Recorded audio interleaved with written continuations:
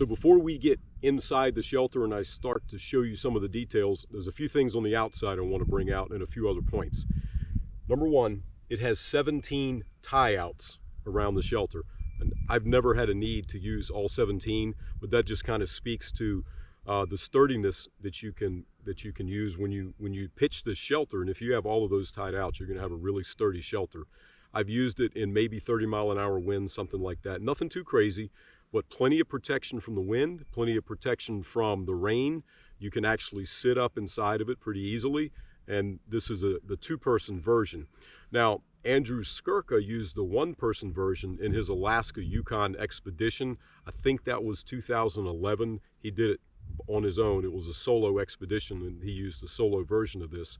And you can read about that on Andrew Skurka's website. But this is the silnylon version, and on my scale, it weighs 16 ounces. So right at 1 pound, it compresses down to about the size of a 1-liter bottle, maybe a little bit bigger than that. I don't like to compress my stuff too much, so I'm not too concerned about that. But for you folks that do want to know, that's about how small you can compress it. So let's get inside and let's take a look at some of the other details. So here we are taking a look at the front door of the Duomid. Now you notice that you have a clip here, you have 2 snaps here, and behind this clip at the bottom you have another snap. Now what's the reason for those? Well, it's to take stress off of the zipper. So if you open and close this zipper like it is, you have a lot of tension on both sides in the silnylon. That's what's given us that taut pitch. And that's fine, you can do that, but over time you're going to be stressing the zipper. So the way you can alleviate that stress is clip this. Now you can zip it and unzip it much easier. Well, I shouldn't say much easier. It's still, it's just as easy, but you feel less tension on the zipper as you're going up and down. So that will lead to a little bit longer life on the zipper. So once again, this is what I use for the outside. And then if I'm on the inside of the shelter and I want to secure it, I reach under and I do that. And it does make a big difference. Nice features. Well, here we are on the inside. The whole shelter is supported by a single pole.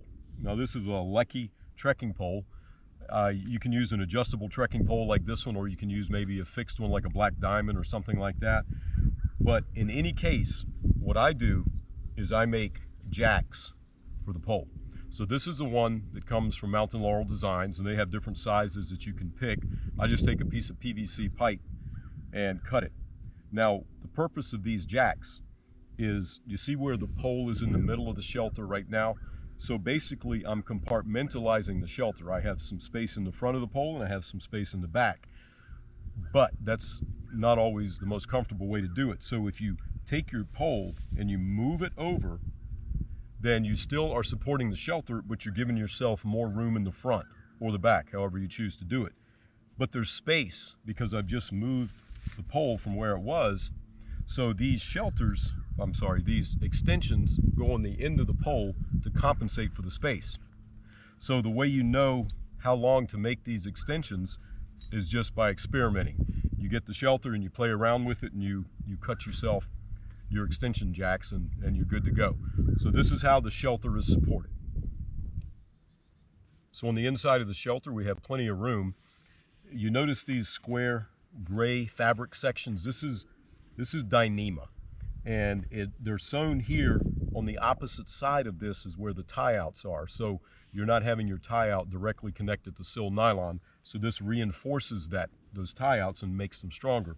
You also have hooks at various positions throughout the inside of the Duomid where you can hang odds and ends, or also you can attach the net insert that Laurel Designs makes. So in the summertime when you have to deal with creepy crawlies, you have a net, and that gives you some protection for that. I don't own the net because in the summer, warmer climate or warmer weather, when there are lots of insects, I'm in a hammock. I'm typically not on the ground, but these are nice features for that. So all in all, oh, and one other thing, oftentimes in the winter especially, I use a bivy sack.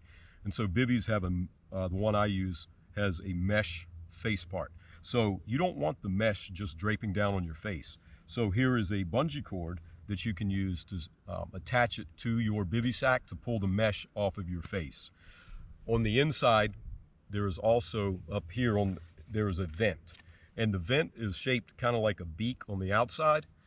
And what that does is it prevents rain from going into the vent and coming down on you. So I've never had any rain blow into the shelter from the vent, and that vent is important in keeping condensation down.